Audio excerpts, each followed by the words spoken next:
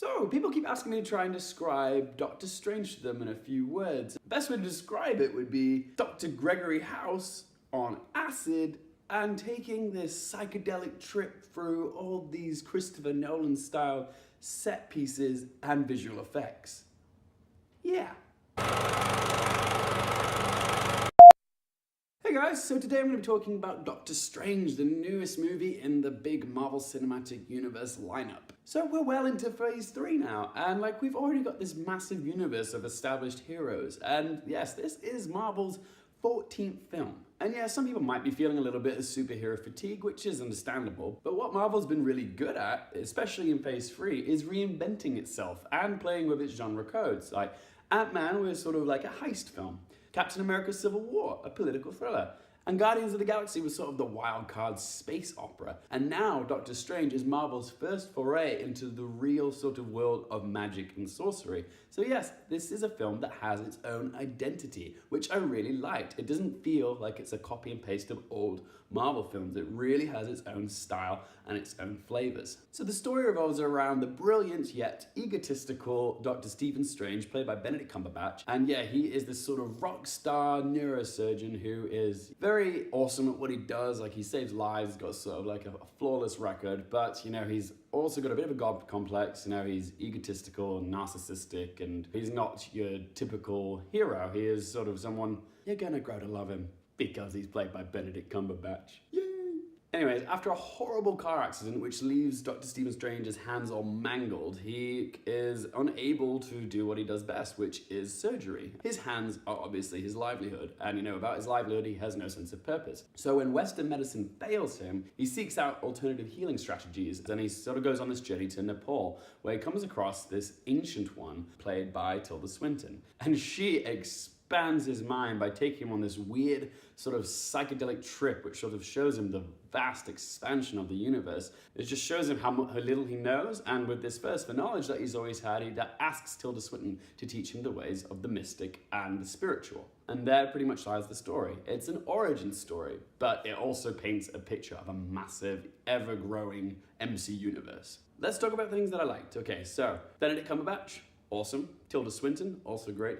Chiwetel Ejiofor, fantastic as well. I like to think that he's going to appear in a few more Marvel movies.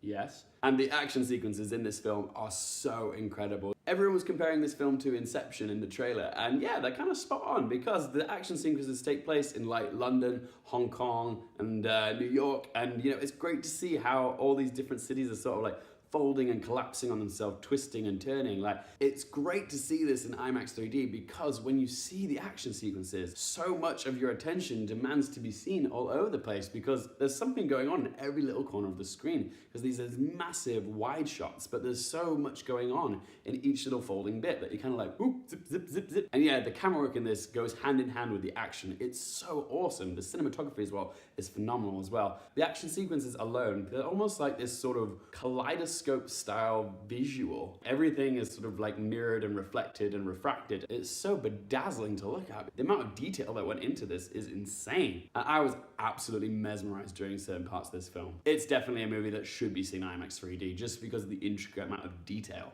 What I also liked about this film, that it did sort of address the fact that Dr. Stephen Strange, even though he gains these superpowers, he is still a human being. It shows you how he deals with the consequences of having to deal with like the idea of like being a hero. There's actually a scene which shows some great remorse for his actions. Even though he's forced into a position where he has to protect himself from like evil people, you know, he still doesn't feel good about having to take their lives. It's nice to see that Marvel are addressing that. Okay, so let's talk about some of the things that I had a bit of an issue with. Okay, some of the characters were a little bit undeveloped. Like Mads Mikkelsen's character plays the villain, and sadly he's another one of those cookie cutter styled villains of a Marvel movie. He's not really given enough backstory, and he just feels like his character's a bit underdeveloped, and because of that you sort of go into this, you know, halfway through that he's literally just going to be another like doomed minor villain for our hero to defeat. Rachel McAdams is also in this as the sort of love interest Christine, but she's not really given much to do, and I was a little bit miffed by that, because she is a great actress and like she just doesn't really have much chance to shine here. So guys, in conclusion, I will say that I did have a really good time watching Doctor Strange. I love that it had its own identity identity. It was really fun to watch. It was new, it was fresh, it was trippy. I like the cinematography and the camera work. For all you Cumberbitches out there, you're gonna love this one. He's just absolutely phenomenal. So much charisma, so much star power. But yeah, some of the characters felt a little bit underdeveloped. But on the whole, I wasn't bored by this film. I was very much entertained. Only a few little aspects that brought it down for me, and it's just not quite up there with my favorite of the Marvel movies. For me, it's not as high as, say, Iron Man, Avengers Assemble, or Captain America Civil War. But for me, it's not on the low end of the spectrum, like Avengers 2, Thor 2, Iron Man 2, oh wait, any of the twos really, just not Captain America. For me, I'd say it's somewhere that ranks in the middle. I'm gonna give Doctor Strange a 7 out of 10. Thanks very much for watching, guys. I would love to hear from you guys and see what your favorite of the Marvel movies are. Please do comment below. And if you do like the videos, please do like, share, and subscribe them for more things related to movies, TV, and popcorn culture. I'm Luke Hearfield, and I'll see you next time.